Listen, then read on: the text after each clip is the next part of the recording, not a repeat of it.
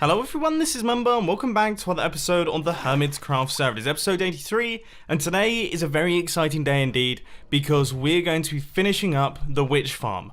Hopefully, if everything goes well. Now obviously this is going to be fairly redstone intensive because we need to get all of the shifting floors set up. So we're going to be moving those floors back and forth, which are going to be dropping out all of the witches. We also need to do the item collection system. We need to make sure that it's dark enough. We need to make sure that it's working.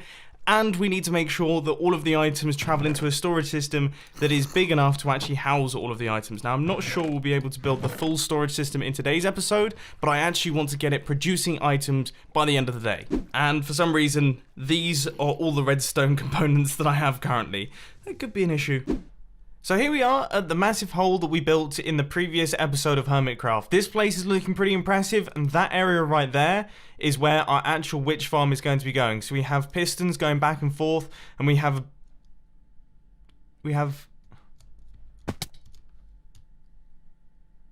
What on earth is that?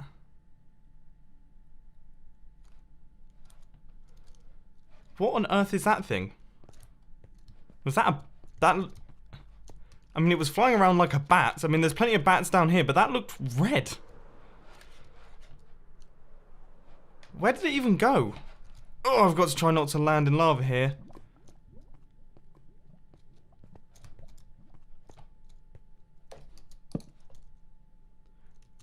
There's just a pickle. There's no one online. And... There's just a pickle. Anyway, as I was saying, in theory, it is just pistons and observers down. I need to take a break. I'm gonna kill some guardians. I think that will make me feel a little bit better. Right, after some recovery time, we're back over at the witch farm, and the first thing I have to do is actually switch out all of the slabs that we used for the shifting floors. I don't know why. I mean, I must have had like a 2013 mindset here, but we haven't used slabs for shifting floors in ages because they totally stopped working ages ago. Now we have to go between solid blocks and soul sand blocks because there's a slight change in height between these two things, and that comes in handy. Now we just need to go back and forth, placing in all of the pistons on either side, so these are going to be actually moving the floors back and forth. And now that that's done, it's time to place the casing around this thing, so we're going to have glass with it because I want to be able to see all of the witches dropping out of this thing. I think that will look really interesting. Now we need to add in something very important, which is all of the trapdoors on the inside. Now, if you're wondering what on earth these things do, is actually to hold our witches in place. Because as I mentioned earlier on, you know, this soul sand is slightly lower than the stone bricks, and that means that when the floor shifts over, all it's going to do is it's going to move our witches across like this. So, because they have a hard edge on either side, that edge is going to push up against the witch, and the witch is just going to do this and move back and forth in the shifting floor and actually not drop through, which is no good. So what we need to do is we need to make sure that we hold the witches in place, and we do that using these trapdoors right here. So the witch will spawn, and then it will be stuck in this area, and as the floor shifts around, they won't be able to move back and forth, which means that as the soul sand moves away, and the stone bricks go underneath the witch's feet will actually glitch into the stone bricks. They'll go into the stone brick, and it will no longer be standing on top of a block, so it will drop straight through, down to the bottom, and hopefully die and give us all of its items. Now, I don't know if I should be scared or not. Not seeing very many witches in the hut. Let's fly up and then fly down. I mean, I'm probably loading up a lot of mobs, and it's probably not that dark in there. I mean, do I have reason to be concerned? I don't know. Anyway, now that all the boring stuff is done, like the soul sand, the trapdoors, placing in the pistons and the glass and everything like that, we can actually start work on the redstone circuitry, which is where things get a tiny bit more exciting. And the reason that I'm out here just taking out all these observers is because, funnily enough, I've actually run out of them, so this seemed like a good place to grab a bunch. Now, the cool thing about this design is that there's no real redstone on the inside of it. By that, I mean there's not many redstone repeaters, there's not much redstone dust or anything like that. It's all powered by observers and powered rails, simply because they tend to cause less lighting updates, and that's good for lag and performance on the server, which we do have to be careful of. So these observer lines right here run down and they power all of the pistons, and these are all going to be timed perfectly, so the floor shifts back and forth like that, and then just after, as the witches land on the next floor will go across, and then the next floor, and they'll all drop out as fast as possible. Right, so these observers gradually snake their way down here, and then let me just take a look. Okay, so there's going to be another observer that points downwards here, and then another observer that points across like this, and then that's going to run into a powered rail, so we're going to have another observer pointing downwards around about here. I mean, this is, it's a bit of a jigsaw puzzle, but it's gradually coming together. And I think with this powered rail, that should be everything. I mean, I'm not 100% certain, and obviously we'll have to do some tests, but I think that is the entire thing. Right, here goes.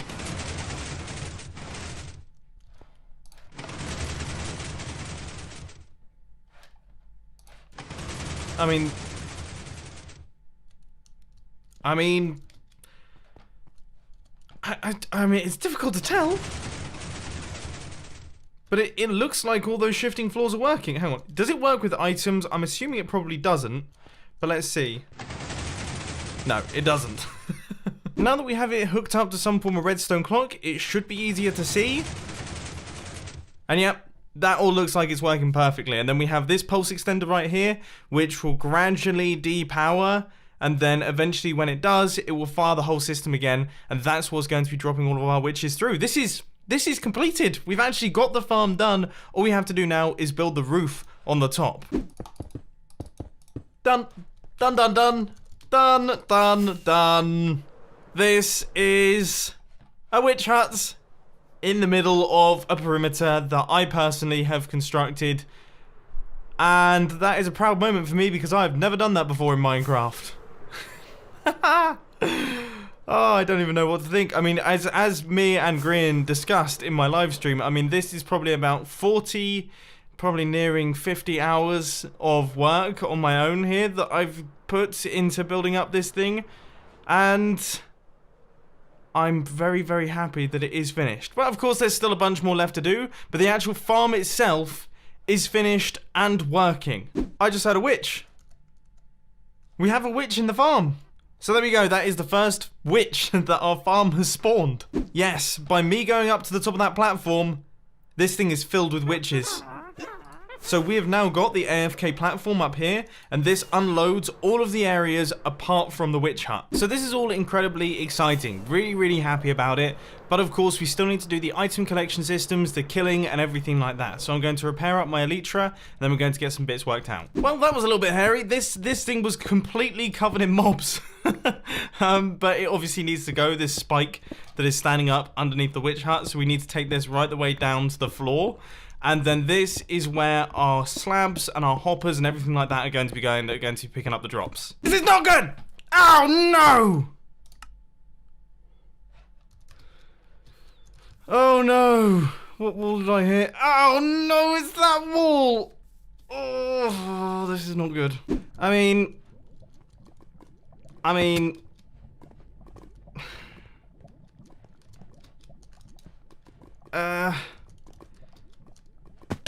I'm not... Oh, there's stuff. There's stuff? Did I actually crash where there's no lava? Okay, there's hope for me yet. But not much hope, but there is hope for me yet. Yes! My elytra here! Okay, I found where I died. It's right above lava. This could be bad. I mean, I'm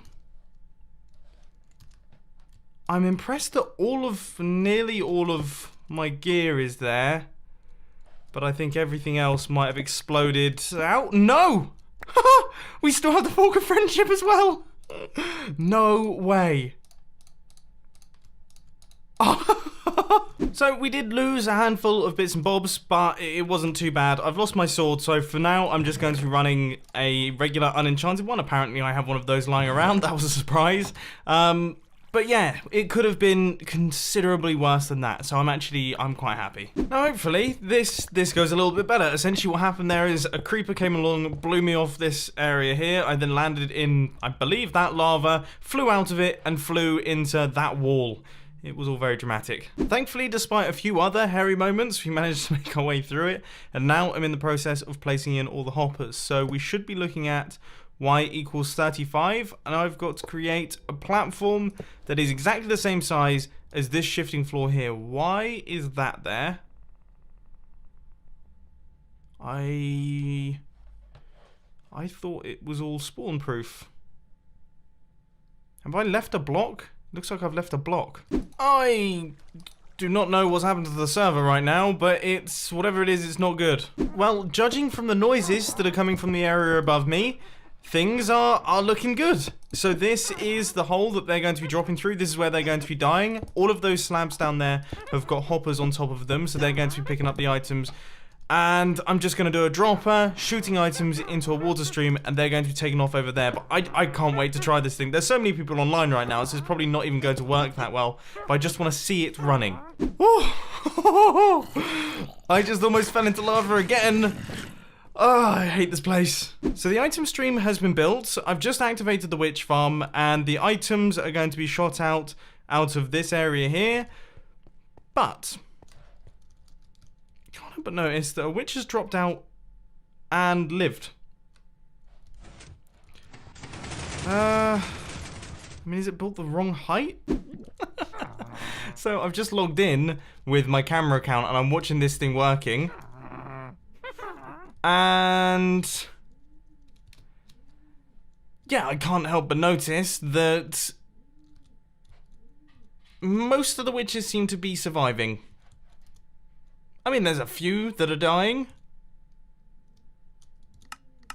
But no, they seem perfectly okay. So I've dropped down half the platform, and now I'm going to do a quick test to see if they continue to survive. And after about half an hour's worth of testing, all of them died. So that means I must have just made a mistake, and I must have just built it one block too high. So I've now gone round, I've placed in all the hoppers, I've placed in all the slabs, and I've replaced our item dropper system. So that is now shooting items upwards, as opposed to being where this block was right here. And now this thing is fully functional and ready to go. So once again, just want to do a quick test and see if all the item transportation is working. Most importantly, see what sort of rates we get when this many people are online. And the answer is it's doing pretty well.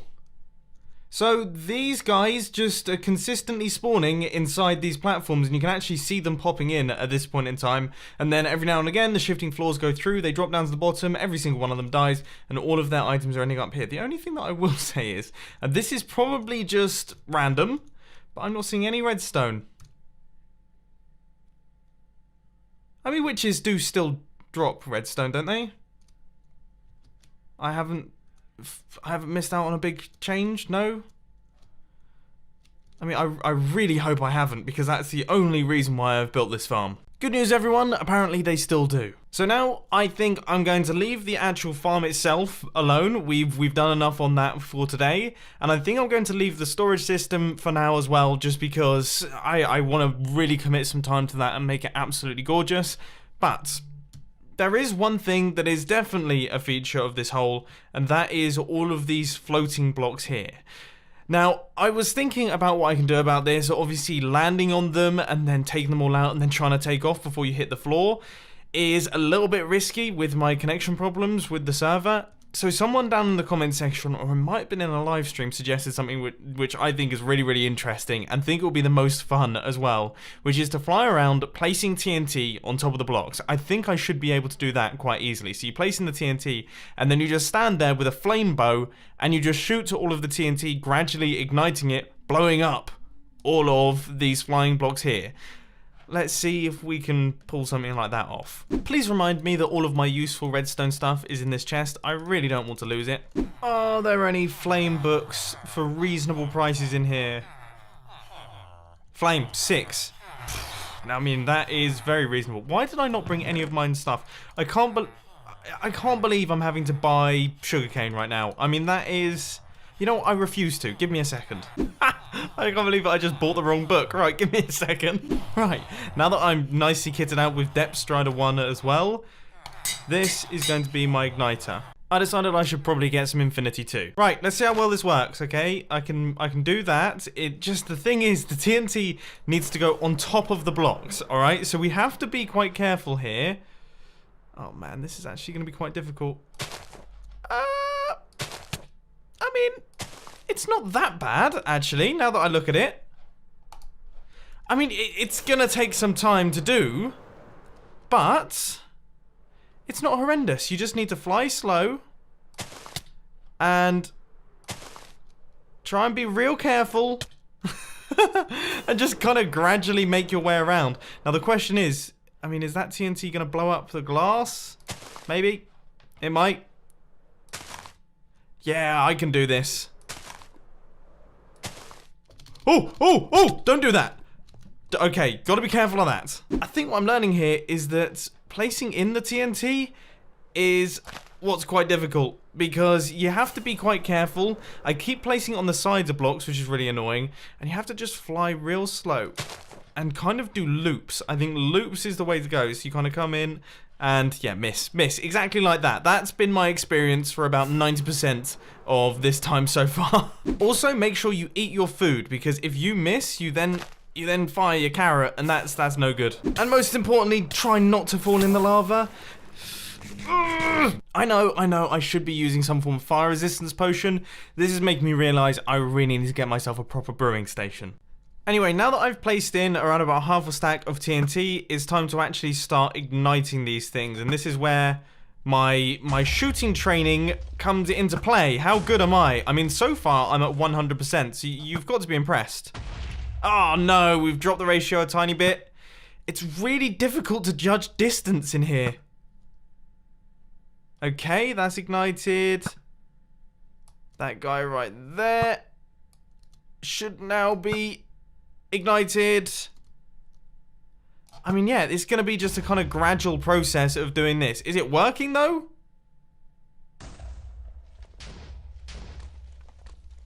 I mean, it does seem to be. Okay, that's on the side of a block, so that's no good. Probably shouldn't have ignited it, because I could have placed another piece of TNT on there and had a bigger explosion. Yeah, I mean, I've got a little bit of learning to do, don't I? I don't even think my arrow will actually reach that far. Oh, it seems close, though. No, I think that's too far away. As I say, almost impossible to judge any sense of distance. Oh, am I actually shooting over the top of it? Is that what's going on here? This is what I mean. I can't even tell what's going on. I'm also shooting off to the left, so let's try and sort that. Oh, I don't know. I've actually just started doing a thing which makes life way easier, and that is placing the TNT and then flying around and shooting it. I mean, it's not even difficult to do, because you kind of lose that distance element. This is much better. Right, this is the one that I'm kind of worried about. Oh my word, I got lucky there. I need to be so careful right now. Now, just as a quick thing to mention, I'm only going to be exploding the blocks that are above the area of our killing platform right here. Obviously, a few of them will slip through, and I'll occasionally put TNT on stone that's slightly below, but those are the only blocks that matter, because the reason I have to take these things out is because occasionally mobs could spawn on them, and that's going to affect the efficiency of the farm, which we definitely don't want. I mean, say what you will about how sketchy this technique is, which it is very, very sketchy, but the thing is that it is working really, really well. I mean, if we fly through the side that I have cleared out, you can see that there are no floating blocks really anymore. There's a handful that slip through the cracks just because it's so difficult to spot them, especially close to the walls. That's where things get tricky because, I mean, they're completely camouflaged. So it really is tricky to be able to get them, but that was a wicked shot. I'm quite proud of myself there. But yeah, this side is pretty much all cleared, whereas this side is how it used to be, and you can see they are all over the place. So yeah, we're making good progress. You know, I think this will look really cool in the form of a third-person time-lapse, so we'll do that in the next episode because, unfortunately, ladies and gentlemen, that is actually all I've got time for today. It has been a bit of a manic episode, and I've ended up using up all of my allotted time. This video is actually releasing in about an hour and a half, so I've got some editing to do in a bit of a rush. But anyway, I do hope that you enjoyed. If you did, please also like... Wow, this is the worst outro I've ever done. Goodbye.